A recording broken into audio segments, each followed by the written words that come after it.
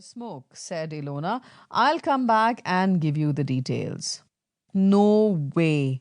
You're going to make up a story. Tell us now.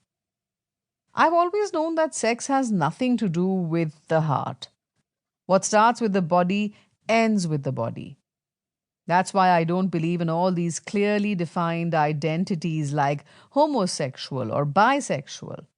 Anything and anybody can give you that pleasure.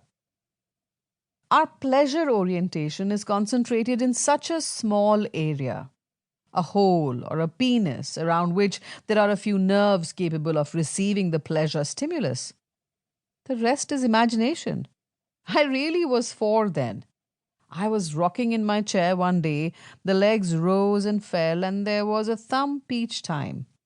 My mother shouted from the kitchen, "Don't do that, Kuhu, you will fall and hurt your head." I wasn't listening. I was being disobedient. Suddenly, I had a very good feeling down there. It felt wonderful. I didn't know that I was having spasms, long spasms. I did it because I enjoyed the sensation. The whole experience stayed with me. I did it whenever I remembered, even in school. I was doing it in school one day, rocking, and we had this teacher. She slapped me. "Didn't I tell you not to make noise?" My mother slapped me too one day. After that, I obviously couldn't do the rocking thing in other people's presence. What now? I was addicted. I was so innocent, I discovered that I could get the same pleasure if I lay down, crossed my legs, and rubbed one against the other. It didn't make any noise. I did it in full view of my mother one day. "What are you doing?" she asked. "It feels good there," I told her. She collapsed. Then came the scolding, the spanking, so I started hiding it. And by the time I was 7 or 8, I had developed a complete method of masturbation in my own style. And by the time I was 12, I was inserting things into myself. "Do you know what I used to fantasize about when I began masturbating?" asked Lavanya. "My father doing my mother. Oof. I'd be so miserable afterwards. This is probably why I became so distant from my parents. Don't you think, Ilona?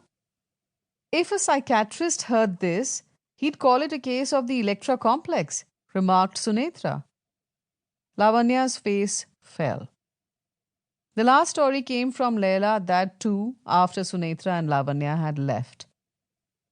"I was raped, you know," Leila said. Ilona Kuhumitra thought she had heard wrong. "We lived in a bungalow on a tea estate in Assam," said Leila.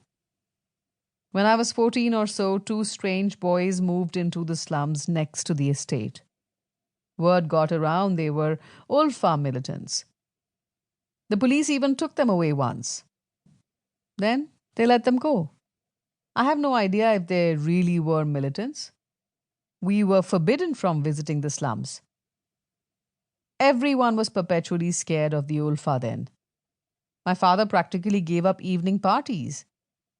Whenever we went out, some people would follow us in a jeep. My father always drove with the headlights switched off. But I liked those two boys, you know. I trembled with some kind of concealed infatuation. When they looked at me, I looked right back at them. One of them called me over to their house one day. I climbed down the spiral staircase behind the toilet under the cover of darkness and visited them." Leila paused. "They didn't utter a single word. I entered and they raped me. Both of them. Twice each.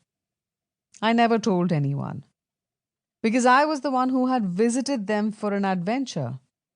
I have no idea how I returned home that night, how I even survived. Now I know that I should have had psychological treatment immediately.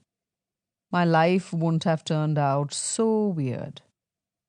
"You can still do it," said Ilona. "You can see a good psychiatrist, can't you, Leila?" "I've been going to a hypnotherapist for 2 months now, Ilona. I hope I can continue with the sessions." There's so much pressure at work that To keep listening to this audiobook, I've left you a link in the description so you can do it at no cost thanks to Audible's 30-day free trial.